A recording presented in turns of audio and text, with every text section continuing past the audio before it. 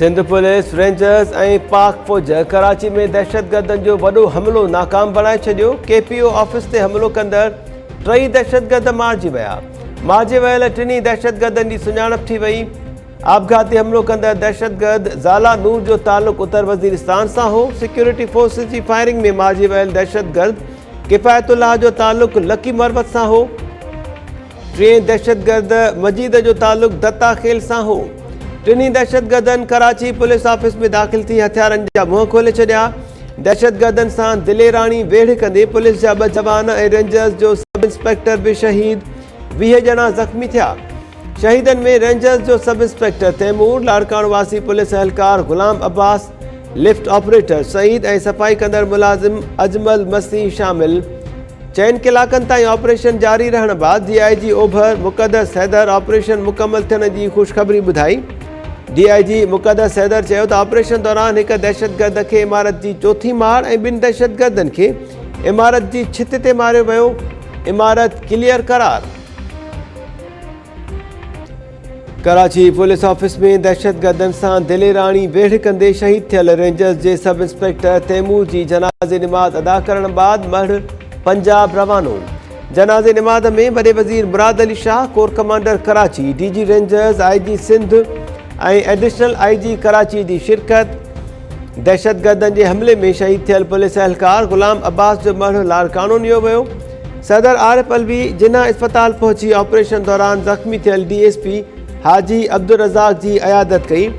सदर आरिफ अलवी पारां Sindh police, rangers ऐं पाक फौज जे दिलेराणे ऑपरेशन जी वाखाण।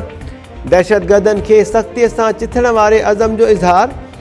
वज़ीर आज़म शहबाज शरीफ़ ऐं परॾेही वज़ीर बिलावल भुट्टो ज़रदारी पारां बि सिंध पुलिस, रेंजर्स ऐं पाक फौज जे जवाननि खे भेटा पेश। वज़ीर आज़म चयो त दहशतगर्दीअ जे नासूर खे चिथण लाइ रियासती ताक़त इस्तेमालु कई वेंदी।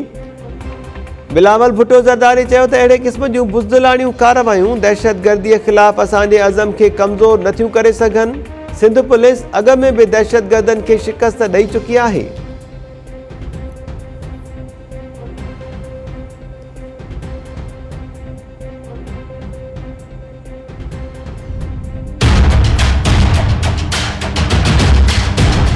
अल्लाह ताला का शुक्र है कि हमारी पुलिस, हमारी रेंजर्स, फ़ौज की मदद से इनके जो अज़ाइम थे उनको नाकाम किया, इनको जहन्नुम रसीद किया है। हमारा नुकसान भी हुआ है।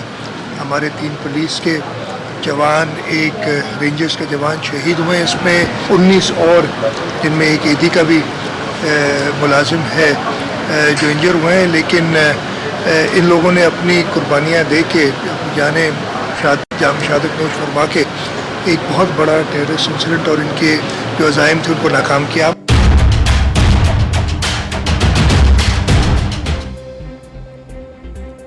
वॾो वज़ीर मुराद अली शाह कराची में दहशतगर्दनि ख़िलाफ़ ऑपरेशन जी पाण निगरानी कंदो रहियो। ऑपरेशन मुकमल थियण बाद वॾे वज़ीर कराची पुलिस ऑफिस जो दौरो करे पुलिस, रेंजर्स ऐं पाक फौज जे जवाननि खे भेटा पेश कई ऐं संदन बहादुरीअ जी वाखाण कई। वॾे वज़ीर राति जिन्ना अस्पताल पहुची पुलिस ऐं रेंजर्स जे ज़ख़्मी एहलकारनि जी अयादत बि कई। तव्हां असांजा हीरोज़ आहियो। वॾे वज़ीर ज़ख़्मी एहलकारनि खे मुखातिब थींदे चयो त तव्हां बहादुरीअ सां दुश्मननि जो मुक़ाबिलो कयो। तव्हां असांजा हीरोज़ आहियो।